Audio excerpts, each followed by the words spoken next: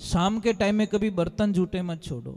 अब जो नहीं जानते, अभी से मेरा चैनल है, उसके ऊपर ओके करो, सब्सक्राइब करो और मेरे से जुड़े रहो। कितनी अति सुंदर बात बताई। अरे हरि ने ही नहीं धरा। देखो, न तो बोला है आंख में, न कान में, न मुंह में, कहीं नहीं बोला। हरि ने ये नहीं धरा, वो नर पशुरी समान जिनेरा धूल जमारा। कितनी अच्छी बात बताई। भगवान को हृदय में धारण नहीं किया तो वो पशुओं में हमारे में फर्क क्या रह गया। भगवान की कृपा। हाथ सु फेरी नहीं माला। ये जो माला फेरते हम लोग,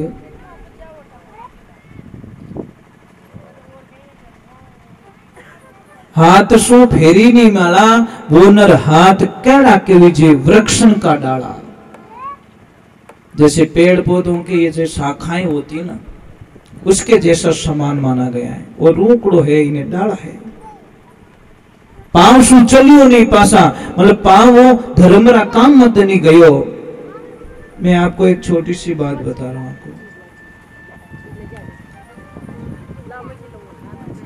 आप अच्छे कोई कार्य करते हो, आप मुहूर्त निकलवाते ब्राह्मण देवता के पास में जाते और बोलते महाराज मकान बनाना है, गाड़ी खरीदना है, ब्याह करना है, तो आप मुहूर्त निकलवाते हो कि नहीं निकलवाते? निकलवाते। तो मुझे एक बात का उत्तर भी दे दीजिए, तो गंदे काम में मुहूर्त क्यों नहीं निकलवाते? समझ में आ रहा नहीं आ रहा? मतलब गंदे काम के लिए कोई मुहूर्त नहीं है, अच्छे काम के लिए मुहूर्त तो गंदे काम में होना चाहिए।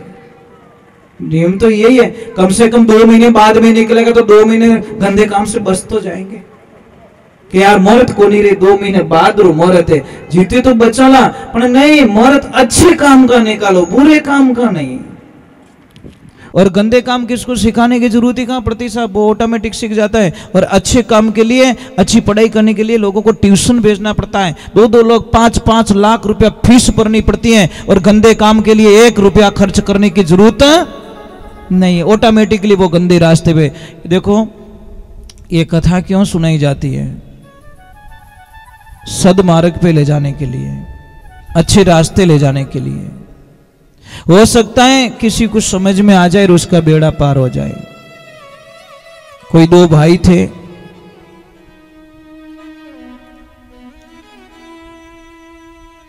बैठे गाड़ी के अंदर, सेठ जी गाड़ी में बैठे, पास में महाराज जी बैठे। देखो, ट्रेन में थोड़ी वार्तालाप चल गई।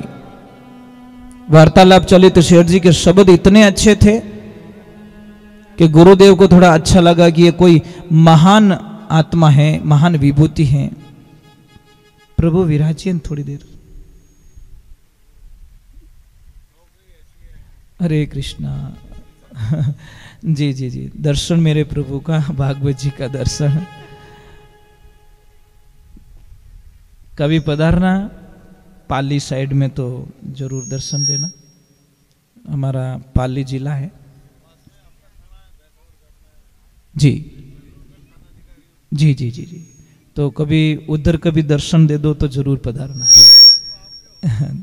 बहुत बहुत साधुवाद। देखो, आप इतने ऊंचे पद पे होते हुए भी आपके जो महानता है ना, ये आपको बहुत ऊंची कामयाबी पे ले जाए। ये भागवत जी की तरफ से आपको आशीर्वाद है कि देखो, मैं क्या बोलता हूँ, झुकना बहुत हार्ड काम है साहब, बहुत हार्ड काम होता है। बहुत। राधे राधे, जय श्री राम। तो भगवान की कृपा, ईश्वर की कृपा, मेरे प्रभु की कृपा। तो दोनों भाई महाराज, तो सेठ जी को पूछा गुरुजी ने कि भाई कहाँ जा रहे हो सेठ जी? कि गुरुजी, ध्यान से सुनना इस बात को, कि गुरुजी मैं जा रहा हूं, थोड़ा दिल्ली जा रहा हूं। कि क्या काम है? कि गुरुजी कुछ नहीं है, मैं और मेरे भाई के बीच में एक जयपुर में प्लॉट लिया हुआ है, जिसका 50 बाई 50 का उसका आता है, 50 बाई 50 का मेरा आता है।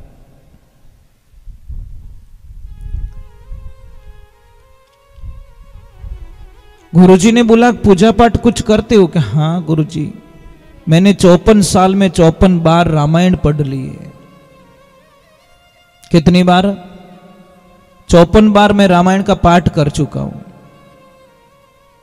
गुरुजी ने बोला बहुत बहुत साधुवाद आपको, बहुत धन्यवाद। तो अब कहां जा रहे हो? कि मैं जा रहा हूं दिल्ली। क्यों जा रहे हो? कि मेरे जो प्लॉट लिया हुआ ने 50 बाई 50 उसका आता है, 50 बाई 50 मेरा आता है, उसमें से मेरे भाई ने काम चालू कर दिया और 3 फुट जगह मेरे में से ज्यादा ले ली उसने, और मैंने उसके ऊपर स्टे ऑर्डर लगवा दिया, काम बंद करवा दिया। अब मैं जा रहा हूं दिल्ली, ऐसा केस करूंगा जो मेरे भाई को जेल करवाऊंगा। गुरु महाराज को हंसना आ गया कि रामायण हावड़ पढ़ी कि नहीं पढ़ी? क्या नहीं बराबर पढ़ी। तो भरत और राम जी रो कथन पढ़ियो कि नहीं पढ़ियो? के पढ़ा। चने तू तो रामायण री धूल उड़ाई बस। ये बेटी रे बाप, रामायण में भरत और राम जी के बीच में संवाद हो रहा है। भरत जी बोल रहे मेरे राम राज्य करेंगे, राम जी बोल रहे मेरे भाई भरत राज्य करेंगे। देने के लिए झगड़ा हो रहा था, लेने का कोई झगड़ा नहीं था। और बेटे रे बाप, तू 3 फुट जगह रे मायने तारा भाई माते केस कर दियो, तो रामायण क्यों बेइज्जती करे?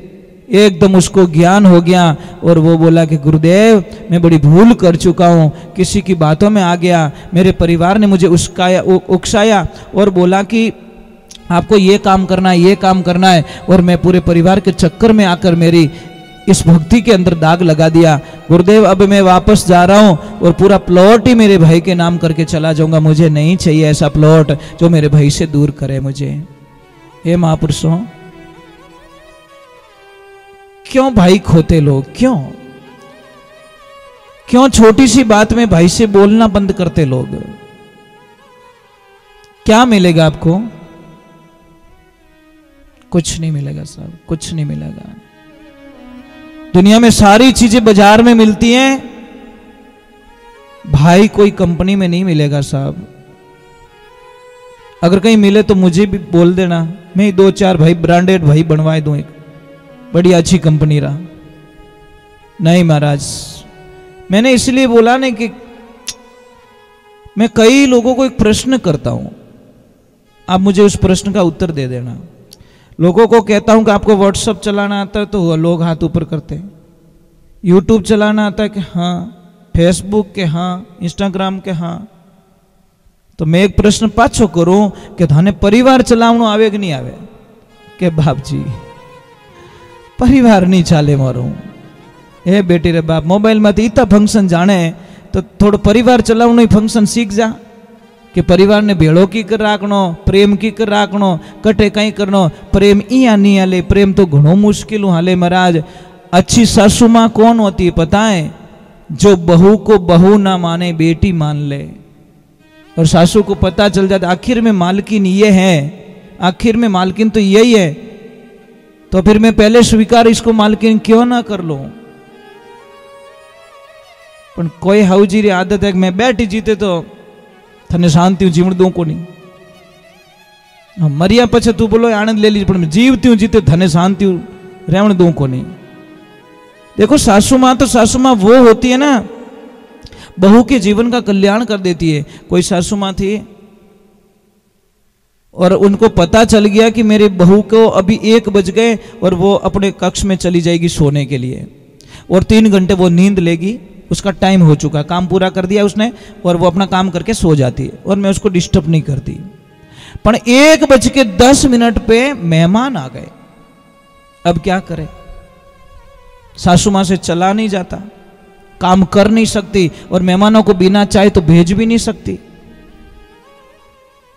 अब मेहमान जैसे ही जाने लगे, देखो वो कथा में जाने वाली थी सासू मां, कथा में, अब देखना कैसे चाय पिलवा देती है।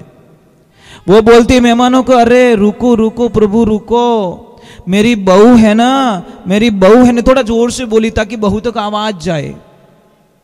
अरे मेरी बहू है ना, मेरी बहू है ना, इतनी बढ़िया चाय बनाती है साहब, इतनी बढ़िया चाय बनाती है, एक बार उसके हाथ की चाय पियोगे ना, मेरी बहू को जिंदगी में कभी नहीं भूलोगे।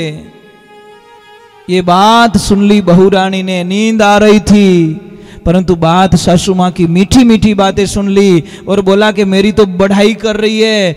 अंदर से आवाज आई, माँ 2 मिनट इनको रोकना, मैं अभी चाय बना के लेके आती हूँ। बहू गई, चाय बना के पिला दी। ये तो कई ज्ञानी हाउजी है, चाय तो बनवानी जती पण दिमाग को बना। अब डायरेक्ट कहती अरे पड़ी कहीं है चाय बनावे को नहीं, जाने वो तपेलो ही लाइन मुंडा के मेलती, ले पी ले मुझ जैसे को तैसा। ये जिंदगी के एपिसोड होते, कुछ काम करवाओ, सांप भी ना, लाठी ना टूटे, सांप भी मर जाए, ऐसा इस जबान में अमृत है साहब। इस जबान में इतना जहर है कि महाराज दुनिया के जो सांप होते हैं वो तो 15-20 सेकंड में, आधा घंटा में उसको खत्म कर देता है, पर ये जहर हर सेकंड मारता है महाराज। इसलिए जहर ना उगलो, मीठे बोलो, कितोक जीणो महाराज, कितोक जीणो है, आनंद से जीना चाहिए। तो हम चल रहे हैं भागवत जी के अध्याय में प्रवेश कर रहे हैं। यहाँ पे धुंधकरण का अंत होता है, उसका कल्याण होता है, और धुंधकरण जी महाराज को फ्री करके हम चल रहे भागवत जी के आगे प्रथम स्कंद में। भागवत जी सर्वप्रथम, थोड़ी सी आवाज बढ़ाना, सर्वप्रथम 4 श्लोक की भागवत जी भगवान नारायण ने ब्रह्मा जी को सुनाई थी। ब्रह्मा जी ने नारद जी को सुनाई थी, और महाराज नारद जी ने व्यास जी महाराज को सुनाई 4 श्लोक की। तो यहां पे सूत जी सोनक ऋषियों को महाराज सुखदेव जी महाराज का वर्णन कर लेते बीच में। तो उन्होंने बोला कि सुखदेव कौन है? अरे सुखदेव, सुखदेव तो इतने बढ़िया वक्ता हैं भागवत जी के कि उन्होंने राजा परीक्षित को 7 दिन में मोक्ष करवा दिया। महाराज कहते हैं कि गोलोक धाम में राधा रानी आनंद से रह रहे, खुशी से रहे। उनके पास में एक सुख नाम का तोता था, वो हमेशा आसपास में खेलता, अटखेलियां करता, आनंद लेता और मां को छोड़ के कहीं नहीं जाता। नारायण ने बोला कि अगर कोई मेरा भक्त नहीं जाएगा मृत्यु लोक में तो वहां से भक्ति का विनाश हो जाएगा, ज्ञान और वैराग्य पूरा समापन हो जाएगा, प्रसार कौन करेगा? तो उन्होंने उस सुख को बोला कि तू जा मृत्यु लोक में और जा और भगवान के गुणगान का प्रसार कर। तो उन्होंने मना कर दिया कि नहीं माँ, मैं जाऊंगा तो श्री हरि नारायण की माया मुझे लपेट लेगी और ऐसा लपेटेगी कि मैं उस माया, ये क्या है? ये सब माया है, जो दिख रहा है सब माया है। माया का मतलब क्या है पता है? रहने वाली नहीं है। माया और काया कभी नहीं रहेगी। आप अपने शरीर को देख रहे हो, ये एक माया है, ये लीला है भगवान की। हमको शरीर दिया और शरीर वापस ले लिया जाएगा।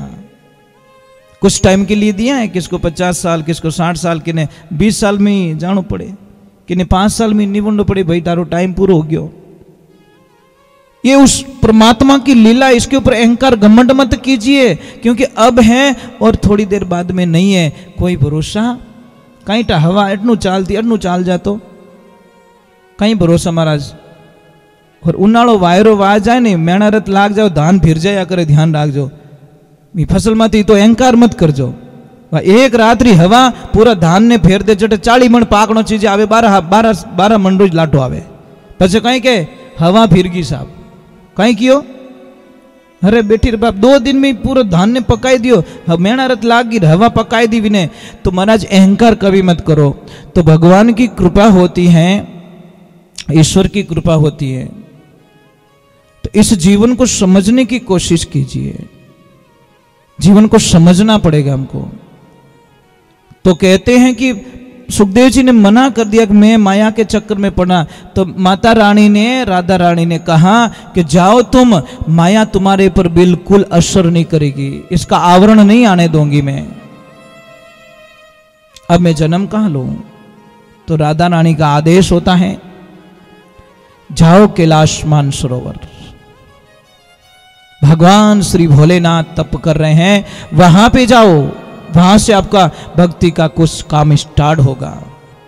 एक नियमित होती महाराज। अब भगवान की कृपा से सुख जी वहां जाते हैं, एक सुखी के गर्भ में जाते हैं और अंडे के रूप में वहां पे इस मृत्यु लोक में आते हैं। इधर देखिए नारद जी का कोई प्लान फेल नहीं होता। इको आ रहा है भैया, इको कम करो। नारद जी का कोई प्लान फेल नहीं होता महाराज जिंदगी के अंदर।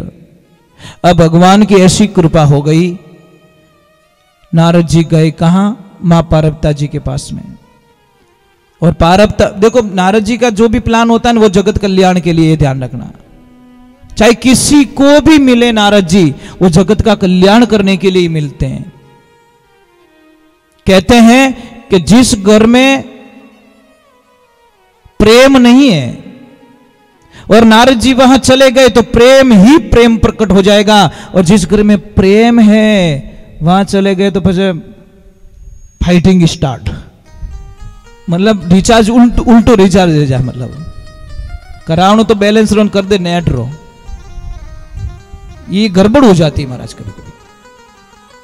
तो नारद जी गए वहां पे, उनको तो कुछ करना था। अब गए और मां पार्वती जी को बोला कि मां पार्वती जी ने बोला, हाँ गुरुदेव आओ। कि माता जी कैसे हो, क्या आनंद में हो, कैसे चल रहा है? कि अरे मैं तो बहुत परेशान हूं, जहां जाता हूं क्लेश झगड़ा झूठ ये। मां पार्वती जी बोला कि दूजोरी बात मत करो, मोह दोनों पति पत्नी तो इतना बढ़िया प्रेम रेवो कि जिनी कल्पना ही नहीं कर सको। नारद जी के आई तो मारे खटेरी है, यही तो प्रॉब्लम हो रही मेरे को कि तुम दोनों इतने प्रेम से क्यों रह रहे हो, और ये मैं होने नहीं दूंगा। मन में कह रहे हो, सामने नहीं कह रहे। महाराज भगवान की कृपा हुई, नारद जी ने बोला कि ठीक है, मैं अपन महादेव जी कुछ मन की बातें बताते आपको? कि हाँ मन की बातें बताते। जिस समाधि में जाते, जिस भगवान के दर्शन करते, समाधि खुलती मैं बता देते, कृष्ण आए थे, मैंने राम को देखा, नारायण को देखा, ये सारा वृत्तांत मुझे सुना देते हैं। अरे वो महादेव जी झूठ बोलते हैं। नारद जी को बोला, आपको कैसे पता? कि आपने एक बात कभी बताई कि कहीं कि जो उनके गले में मुंड माला पहनी हुई है वो किसकी है? पार्वती जी दिमाग निशानों बराबर लागो कि नहीं ये बात तो बताई नहीं, तो फिर झूठा है कि नहीं है, धोखा कर रहे हैं आपके साथ में। मां ने बोला मैंने सोचा ही नहीं, सोचा कहीं नहीं, एक नंबर का पाखंडी है, झूठ बोल रहे, झूठ बोलते हैं आपके सामने। कि नहीं अब तो मैं झूठ पकड़ के रहूंगी।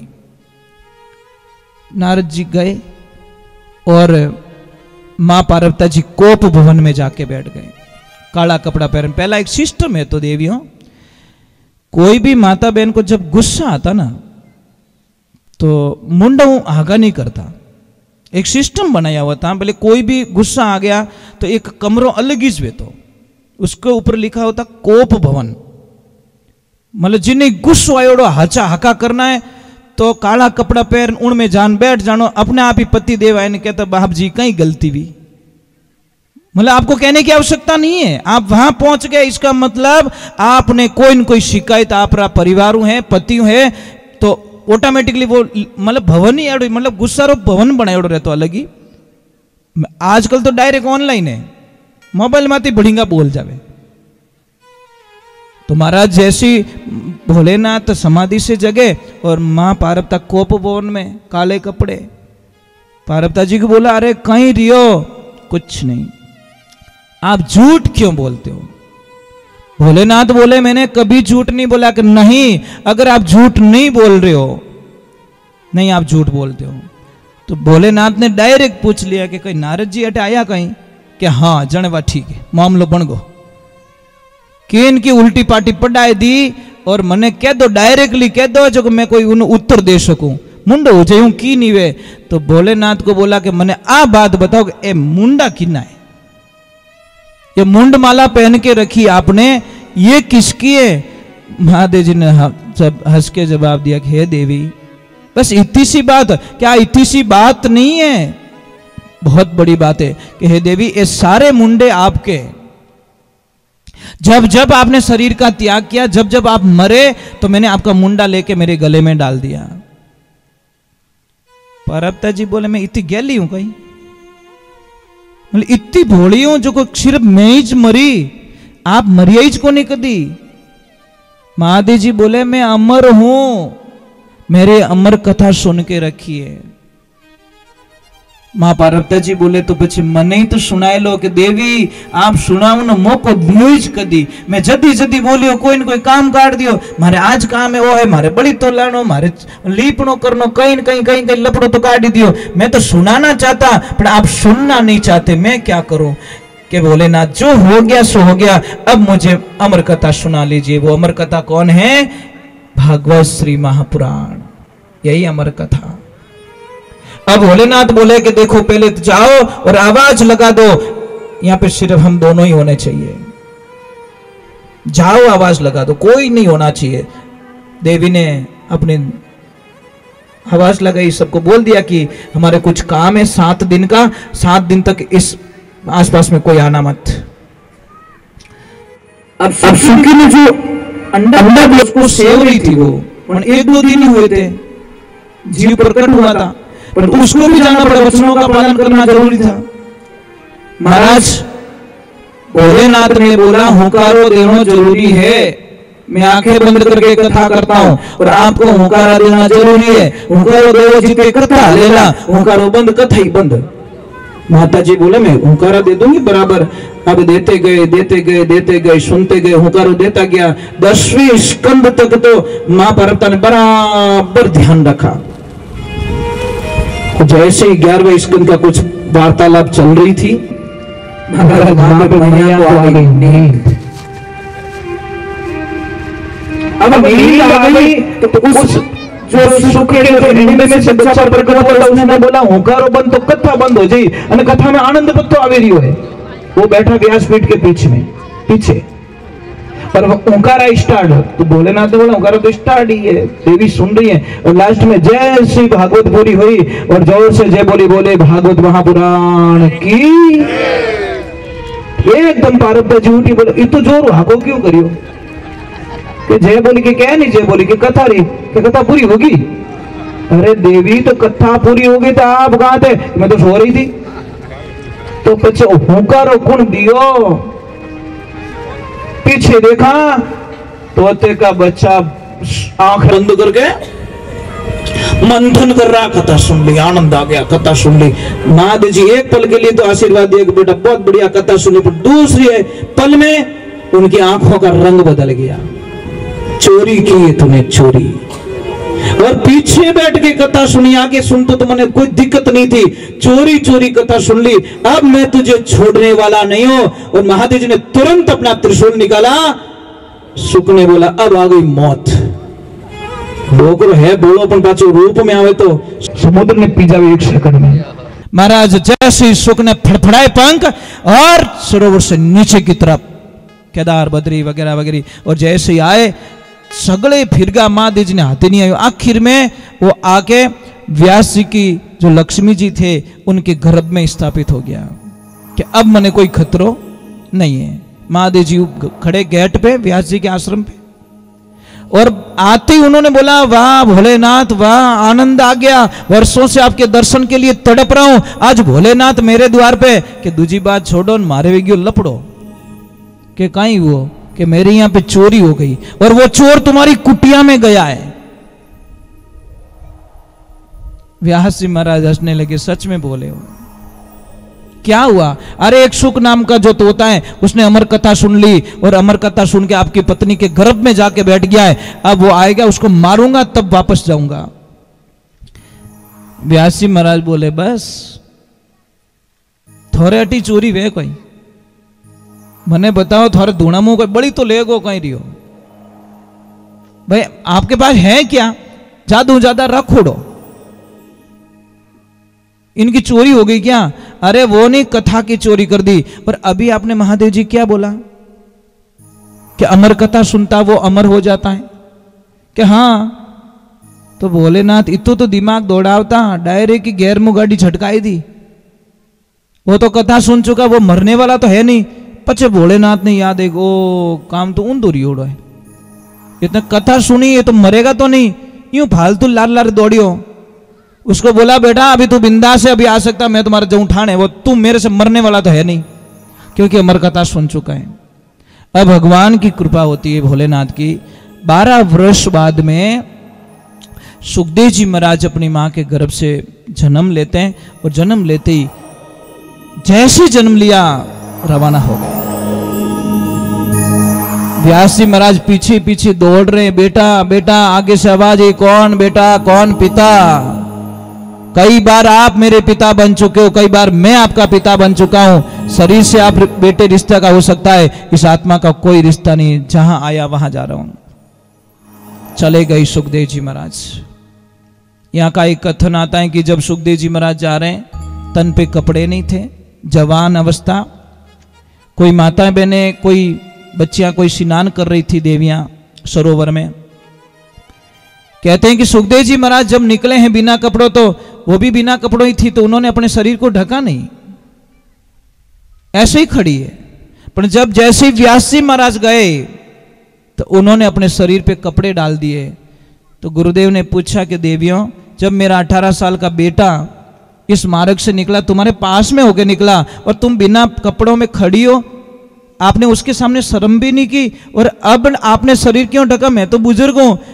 कि गुरुदेव एक बात को नाराज मत होना, आप रा बेटा ने तो पहले बार 28 नहीं पढ़े कि लुगोई किने कहवे मिन्न किने कहवे।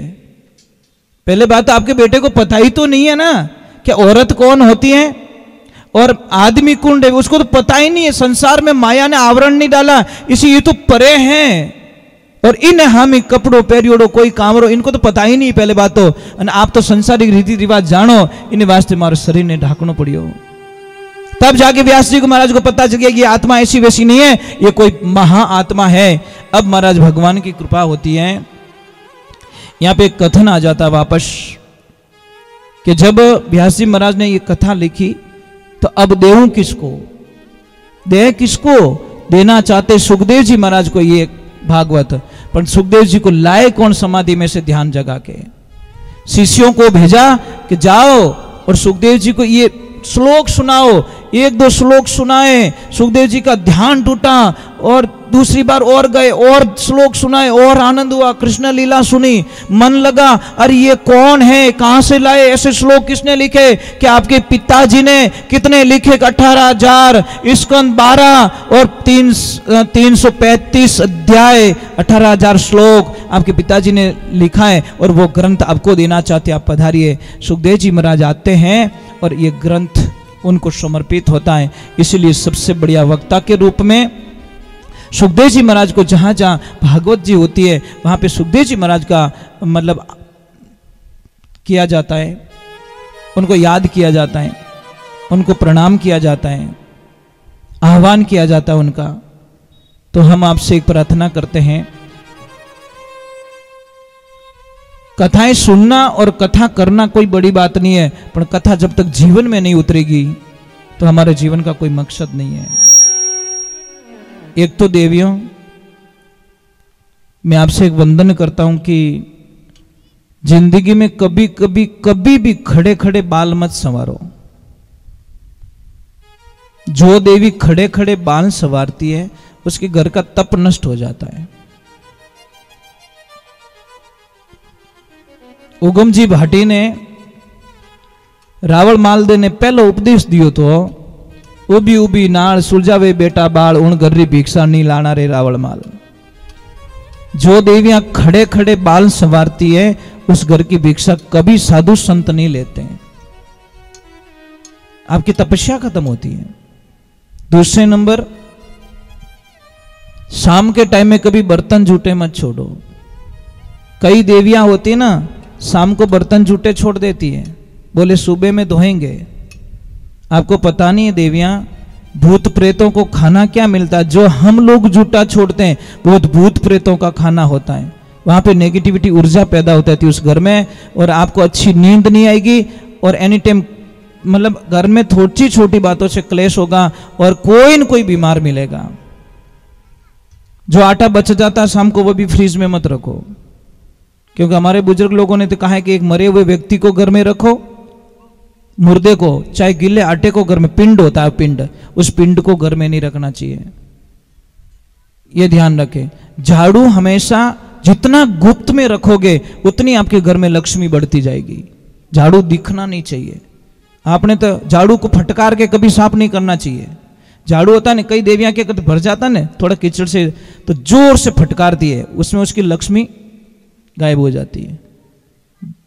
झाड़ू का महत्व जब जान जाओगे, झाड़ू का इतिहास पढ़ोगे, तो आप जिंदगी में कभी झाड़ू का अपमान नहीं करोगे। झाड़ू के ऊपर क्रॉस होके कभी नहीं निकलना चाहिए, बहुत अपमान होता है झाड़ू का।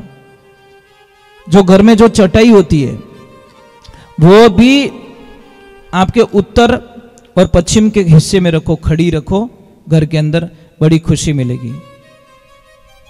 ये छोटी छोटी बातें होती हैं, बच्चों पे असर करती है, ये ध्यान रखें। चलो मैं एक छोटा सा भजन गा लेता हूं, फिर आगे की तरफ जाते हैं। बोले श्री भगवान की राधे राधे। देखो इस आत्मा को महापुरुषों ने कहा कि भगवान हरि शरणम, भगवान की शरण में जाओ, ईश्वर की शरण में जाओ। दुनिया में कहीं किसी की भी शरण में जाओगे आपको रोने के अलावा कुछ नहीं मिलेगा साहब। या तो वो आपकी मजबूरी का फायदा उठाएगा, ये पक्की गारंटी है, या फिर आपको जाके मार्केट में प्रचार करेगा। किसी से भी रिश्ता जोड़ना नहीं, कोई सगा गिनाए तो क्या मोर व्यवहार सा अच्छा है ना, मोर व्यवहार सा अच्छा है, मोर जमाई सा अच्छा है। मैं आपको एक बहुत ही अच्छा सूत्र बताता हूं। सगाई अगाई करने के लिए आए ना, सगाई नहीं होवे ना उससे पहले एक शब्द जरूर बोल देना कि व्यवहार सा आपरी बेटी मोने देवे रही हो कि हाँ सा। दूसरी तो कोई तकलीफ नहीं है, ज्यादा कोई प्रॉब्लम नहीं है। एक 50 लाख जी तो कर्जो है वो धीरे धीरे उतर जाए। अगर निभाने वाला होगा वो बेटी दे देगा, नहीं तो थोड़ा मुंडो ही पासो नहीं देखे, नेड़ो ही नहीं आवे, फोन ही नहीं उठाए, आगे जान ब्लैक लिस्ट में कि आगे दिवाली आ रही हो रहा है तो एक ही मारी बेटी ने सुखी रही। अरे हमको भाई परखना तो पड़ेगा ना, क्यों देसी का पैसा देकर डालडा खा रहे हो? पहले तो अच्छे दिखते लोग, ये पछे ओटा काटे, इनका तो पहले ही परख लो कि ओ मारो साथ निभाई सके कि नहीं निभाई सके, तो ठा तो पड़ जाई। निभावन वालों तो कहीं कोई बात नहीं, मिनको मातीज पैया रेवे, वे भाई साहब चिंता मत करो, आज नहीं तो काल नहीं 5 साल बाद में आप पैसे से फ्री हो जाओगे, कोई दिक्कत नहीं। अपन वो तो खुद ही दिवाली हो, इंट बेटी देन कहीं करो, वो ऑटोमेटिकली ठा 1 मिनट में। और जो आपने ज्यादा फोन करे दोस्त क्या दी रात रा कोई काम रहे तो मने कीजिए, खाली इतो ही कहना 25 लाख रो लॉस रह गयो है, फिर आधी रात रा कोई दिन रही कॉम नहीं आता, फोन ही नहीं उठावे। ये कड़वा सत्य है महाराज, मजाक नहीं करो, कड़वा सत्य है। पर क्या करे महाराज, दुनिया को मेकअप पसंद है, मेकअप। क्या पसंद है? मेकअप। मेकअप हमारी भाषा में झूठ कहते हैं उसको। इसलिए भागवत जी में पहला शब्द का प्रयोग किया, सत्यम धीमहि। सत्य ही सब कुछ है। आपको 100 झूठ बोलने से बढ़िया एक सच बोल जाओ, बात खत्म कर दो। 100 झूठ बोल रहे हो, इससे बढ़िया एक सच बोल जाओ। मेरे गुरुदेव ने कहा कि बेटा 100 किलो चांदी मत खरीदना, 1 किलो सोना ले लेना। तो मैंने बोला गुरुजी 99 किलो का घाटा करवा रहे हो कि बेटा 100 किलो चांदी के 60 लाख होते हैं, 1 किलो होनर ही 8 लाख रहे, तो 99 किलो बोझ लिया क्यों फिरे? समझ में आ रही नहीं। जब 1 किलो से वो काम हो रहा है तो मैं 99 किलो वजन क्यों ज्यादा लूं? इसका मीनिंग क्या है? 100 झूठ बोलूं, इससे बढ़िया मैं एक सच बोल जाऊं, बात खत्म। अगला जो भी सजा देगा कायम है। तो चलो